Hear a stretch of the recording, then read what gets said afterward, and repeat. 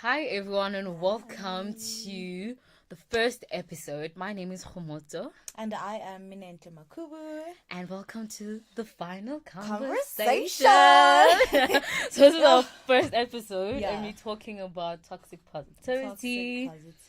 And I think this is something we've always had to... Okay, I've always wanted to have a conversation with toxic positivity because it's something that I naturally do, I'm not aware of, but once you get to know more about it, you're like, oh damn, I actually do that this. thing. Yeah. Yeah. I think same, because for me, the very first time someone mentioned what toxic positivity was, like, I didn't know it had a term. Yeah. Because I kind of knew that me being positive in that situation was low-key toxic, but I was just But it was like, helping you in the process. It was helping me in the process. Yeah. So now I think the conversation today is about also how do we know that we've stepped the line from just being positive to being and to being toxically positive. Yeah. So, okay, I'm going to start off by giving this definition just so that you guys have an understanding of what toxic positivity is according to the definition I found. Okay. So it says here that toxic positivity is the push for a mental state in which we only experience good or positive emotions. It is the tendency to also react to others' suffering and struggles with reductive statements of positivity. So basically, by reductive statements, it's you'll be okay. The pray about it. Pray about it. Yeah. Pray about it. I have a full-on theory on that, but yeah, continue.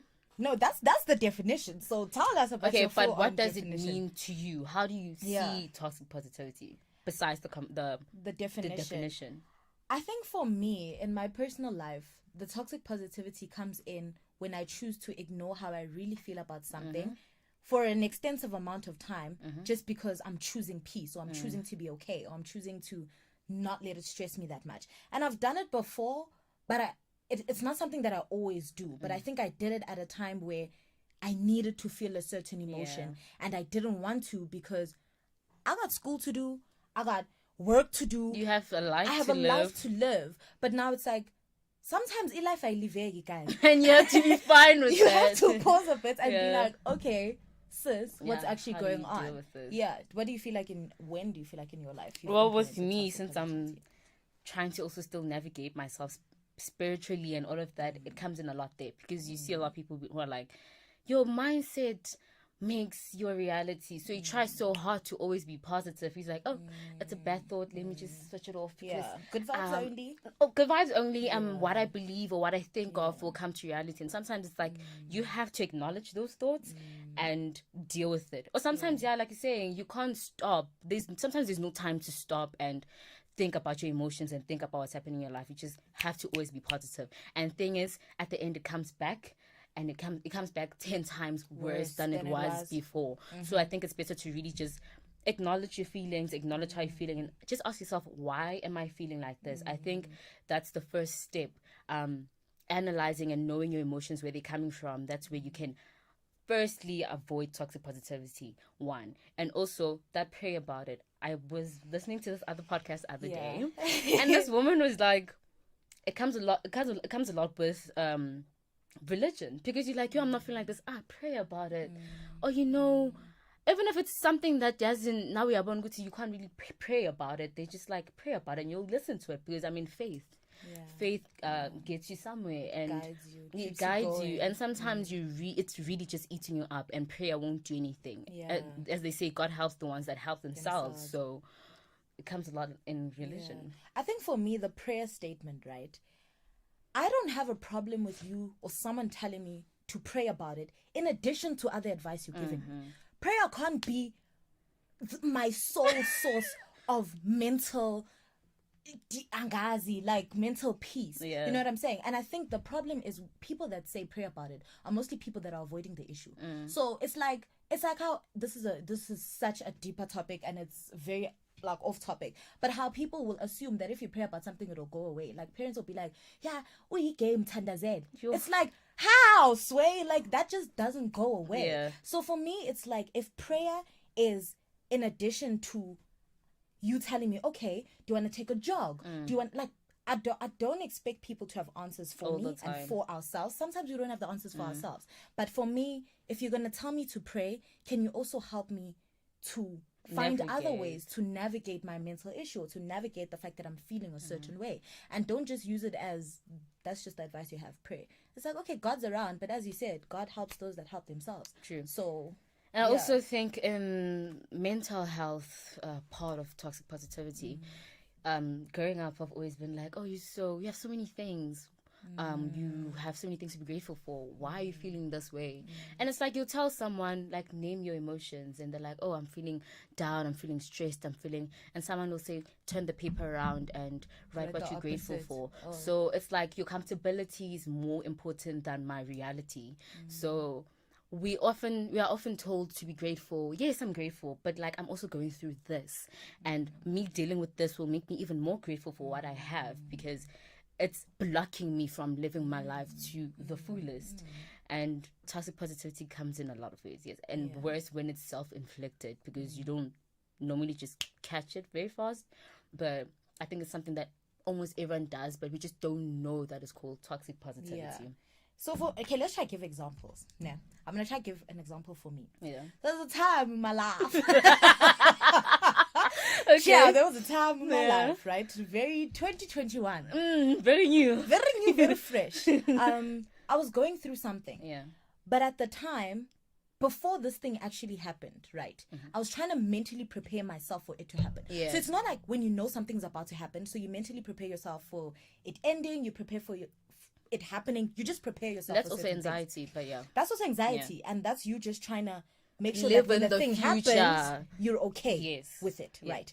So for me, my toxic positivity came with telling myself that, okay, you're right, if this happens. So I tried to explore all aspects of how this thing could play out. And I was like, okay, if it ends like this, okay, I'm gonna feel like this, I'm gonna do this, and then during that time I was just like, part of toxic positivity for me is telling myself I don't care about something. Oh yeah. Just because I'm choosing peace. And you say I don't care way too much. Exactly. Yeah. So it's like saying, like, and I know I care, but I'm just like, at that particular time, I was just like, okay, actually, if this happens, okay, it's fine, I don't care. Okay, I do care, but I'm not gonna care too much, because if I care too much, I'm gonna hurt too much. So when you're in a state where you're trying to choose peace, but choosing peace comes with denial, that's toxic positivity. So when there's a level of ignorance, because it's comfortable to be happy.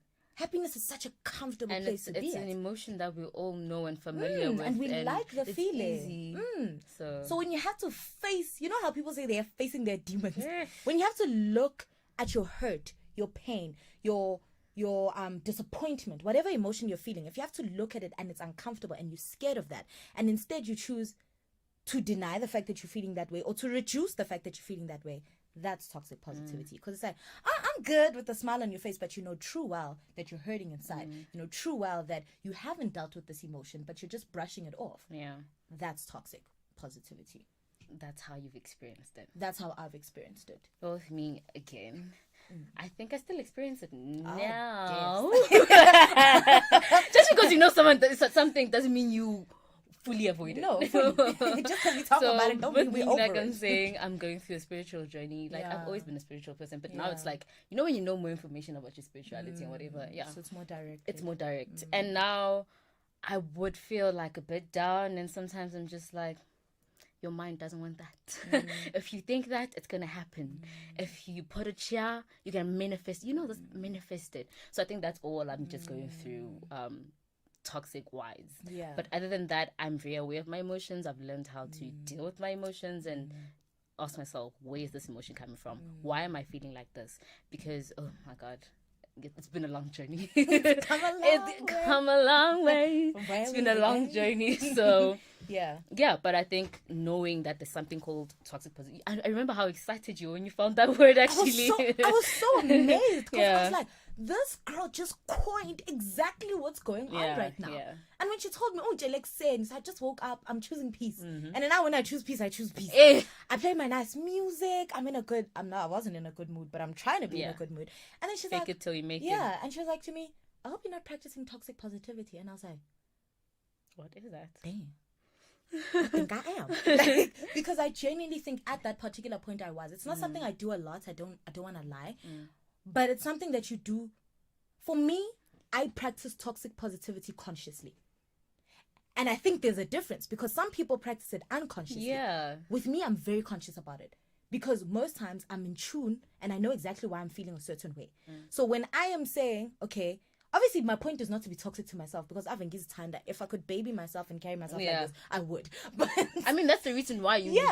that's why I go through toxic positivity because I'm like, no, my baby, oh, are you okay? Who hurt you? You know? But I think for me, and this is what's, and I think we can explore this because I'm guessing you explore it unconsciously. Yeah. For me, it's very conscious. I know at this point that I'm avoiding my emotions.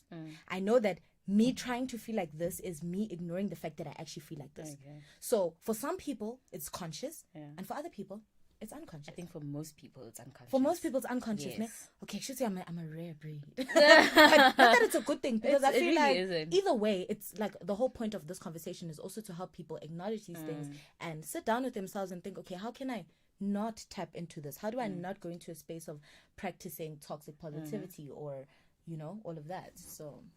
Yeah, I think with me, I come along with my emotions, like I told you, mental health wise, anxiety, and all of those things. So I've just had to always learn how to deal with my emotions. So I know I do it unconsciously, but when I realize that I'm doing it, I know how to. I make it a thing to tap out of it because I don't want to. Because I know how heavy emotions can be when you put them aside. Please deal with it now. So I think we can give a few advice on how to deal with it. Cool. I think that's a very loaded responsibility, but we can definitely. I mean, how do you deal with it?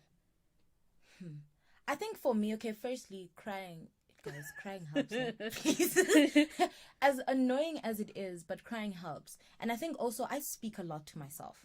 So every time I'm in my room or wherever, when I'm alone, because remember how we spoke about how emotions want you when you're alone. Yeah. So when you're in a public setting, it's all nice, it's comfortable, it's fun and games. And sometimes you're not even acting up. It's like you genuinely forget because you're around people that make you forget, which is good. I don't want to lie. I think I would have gone crazy if I had to go through certain things on my own. So it's good to have the little distractions here and there. But I think within that, it's good to have moments of you go back into your space and you actually unpack how you're feeling.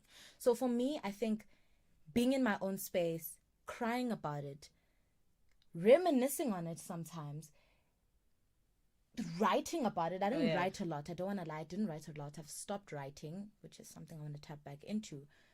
But I think above all, just letting myself feel.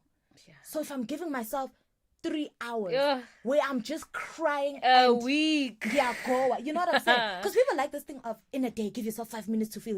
Give yourself 24 hours After to breakup, 2 days is enough. Move on. on. And people like saying, "No, I'm a bad bee." Da da da da. Bad bitches cry. Bad bitches cry. Okay, so don't even try to be cute because there's nothing cute about someone who doesn't know how to, who isn't emotionally intelligent. Yeah, because that also leads into you being emotionally unavailable. Exactly. I think for self and others. Yes.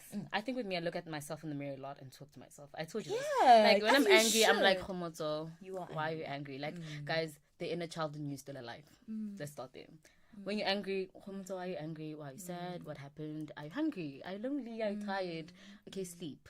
Things like that. That has helped me a lot because the way you talk to yourself is crucial. I see everything. The way you talk to yourself, very crucial. You know how people are always like, be gentle on yourself, be whatever. As much as I really want to be gentle to my friend, Minenhle, why can't I do the same thing for myself? Like the other day, I was thinking that we're so quick to apologize to others and all of that, but we never apologize to ourselves. And I feel like that's such an important thing. Yeah. Like, uyagoa, and after a situation of you being tough on yourself, you going through this toxic positivity phase, maybe your first step is to sit down and look at yourself in the mirror, or just sit down and be like, actually, I'm sorry. Yes. I remember with my situation. Yeah. I used to blame myself so much. I was like, why did you put yourself in that situation? You were so dumb. And I'm just like, if it was someone else, you wouldn't have said the same thing. So why don't you sit down and be like, okay, sorry for putting you in that situation. How can we do better next time? How can we do better? Sorry for looking down on you. Sorry for not trusting you. Sorry for not knowing your worth. Sorry for not knowing your worth. Yeah. Because y'all gotta know your worth. So I think that's the first step, really being honest with yourself. And there's no formula to how you be honest with yourself. It's personal. It's a personal journey. And there's no formula for how to get over things.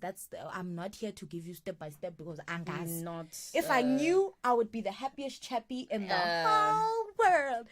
But I'm gonna figure it out. I mean, I am happy. And but I mean, like we were saying how healing and just being self-aware, it's a long journey. I don't think it ends. Lifelong journey. Because you change as a person too. So whatever works for you for now might not work for you next week. So you know what actually hit me? I think men practice toxic positivity more than women. Do you want to tap into that now? I don't want to because we don't. It would be lovely to have a man here. Yes, fully. So listeners, and that's like, something please, I'd love to talk about. Like, can our male listeners also please speak about this? Because men are tough on themselves, women are tough on themselves. The generation, the society is tough on men already. Fully. So I think this emotional chat around men and how they deal with things. So I feel like with men also, this is something that you guys can also look into, in as much as I feel like females naturally practice self-care. Because you're given the environment too. And the platform too. So like with men, it's like, okay, y'all, come on, let's practice. Indota must. Practice self-care. Yeah. Like, practice self-care. Sit down with yourself and unpack how you're feeling. Even if it's not with your friends, with people around you, because a lot of people, alone, where you sit down and you're like, okay, this and this just happened. Even if it's the smallest thing. Because I feel like with toxic positivity, we like to think of it in the greater scale of things. But it also applies in small situations when it's not something that deep, but you saying it's not that deep is you dismissing. It's gonna make it deep now. Because you're dismissing how you really felt about a situation, because in your head you assume you shouldn't have reacted a certain way, and reactions are your brain or mind's natural reaction or response to something that affected you. So, like, deal with it. You know what I'm saying? Like, now, I don't know if I'm making sense, but it's a thing of, we like dismissing how we reacted to things, and it's like, you reacted like that for a reason. Now you got to sit down and ask yourself, why did I react like that? What's the reason? What? You know, when Cardi B says, what was the reason? Kalapans now is boozy. What was the reason? But be more gentle. Gentle clap. What was the reason? What was the reason? We had a little chime at the back. So I think, definitely that for me was toxic positivity. I don't know, is there anything else you feel like for you would like to do going forward? How do you avoid toxic positivity? I don't think you can fully avoid it. Like I said, it's unconsciously, so I don't think it takes time for me to realize and say, oh, I'm actually being this now. But I think my aim is not to avoid it, but to deal with things in a way to minimize it, because I don't want to focus on avoiding, because now I have to be consciously try to pinpoint it. So I think I try to minimize it by dealing with things as much as I can as they come. Okay. For me, because as I said, it's a conscious state, I must just stop it. Like, I must just stop it. Because I think you have the power to stop it, since you know, like, knowing something is better than not knowing. So for me, I think the other day, okay, but this I don't think had to do with toxic positivity per se, but I was feeling very down. But I couldn't cry. Like, my tears were coming, but gadi one. Like, nothing is forced. But I could feel like inside there was so much tears in me, and I wanted them to come out, but I just couldn't.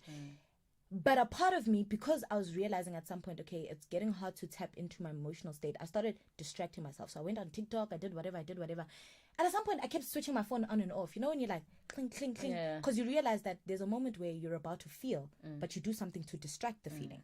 And I think that's when my consciousness comes in. It's okay, now you're trying to distract it. So for me, it's sometimes you just need to switch off your phone. Not even sometimes. Please just hold your phone when you have to. My phone is always it's a bad thing, but just know all my notifications are muted. My phone's on silence. Because it also can give you anxiety. Yes. It genuinely at some point started giving me anxiety. That thing of getting notifications, it used to give me anxiety, but that's a different chat for another day, because we are going to talk about all things anxiety and depression. Our friend anxiety. What?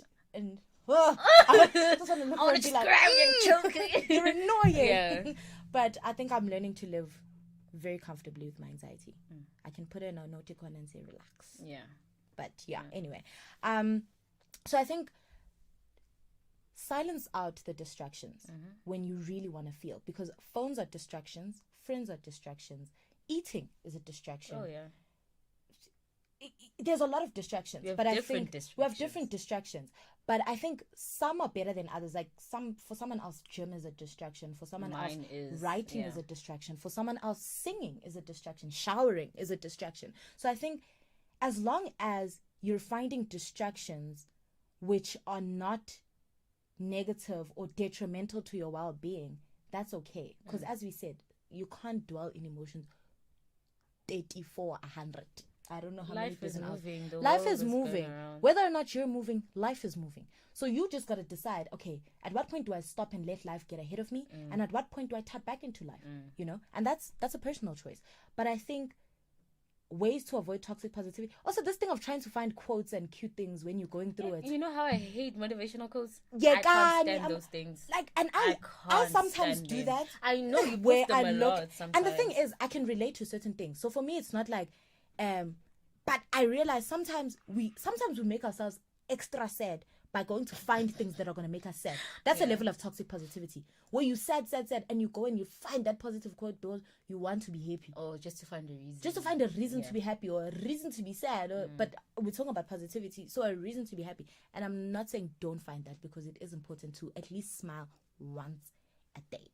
Like even if you're smiling at yourself, or you fake smiling on a Zoom call, I don't know, but just find a reason to smile from your heart. Like genuinely feel a moment of you know. So avoid distractions. I think that for me is what would stop my toxic positivity. Music, it was also a big way that I practice toxic positivity. I'm hurting. You ain't gonna hurt me. Type of things. So I think music for me definitely was, I don't know what song that is, but music for me was my method of coping. Because I get it, toxic positivity is a coping mechanism. Yeah, it is. So music was a way for me of coping, but it was toxic at the time. Because you listen to songs that are telling you, or something you want to feel, that you try to believe in your head. Other times, I don't know how I am. I listen to bad music. And it's like, yes, it's cute because you need to have your energy you can't high. always be down. But if you are, you need to acknowledge it. You need to acknowledge it and sit with it. But not for years. Because damn, you need to have moments where you're finding a balance between feeling and moving, or moving while feeling. While feeling. So that's been me. Music, music and quotes. You know me, it's work. Work. I work a lot. I work a lot. Even if it says 3 jobs, I'm going in. I just don't like spending time alone, because when you spend time alone, that's where emotions come in. So when I see myself working too much, that's when I know, Kgomotso, there's something wrong. Going on. I mean, yes, we're securing the bag, it's nice, but you don't have time for yourself. And one thing, because now how are you gonna enjoy this bag? Sometimes I don't even enjoy it. Because guys. One thing about it. So that's with me, like fully. And I think, let me try to think of other distractions that other people may be feeling. Okay, we spoke about phones, working a lot. Mostly it's gym. I know a lot of people that distract themselves with gym, and also me too. Gym is a good distraction though, but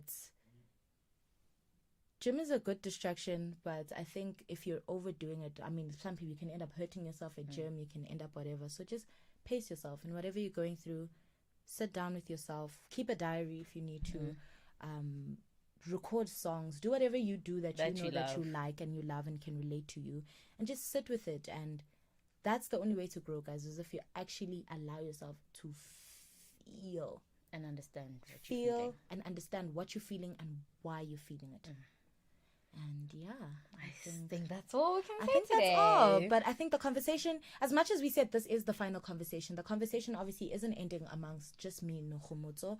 We would like you guys to join in on all our social media platforms.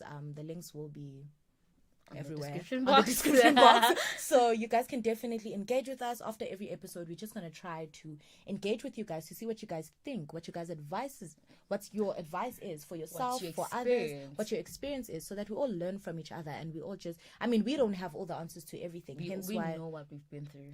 Exactly. So but I hope you guys enjoyed this. It's our very first episode. I think it went nervous, but I think it went well. well. But Yeah. again, I'm Kgomotso. And I am Minenhle Kgomotso. And thank you for joining us in the final conversation. Bye, everyone.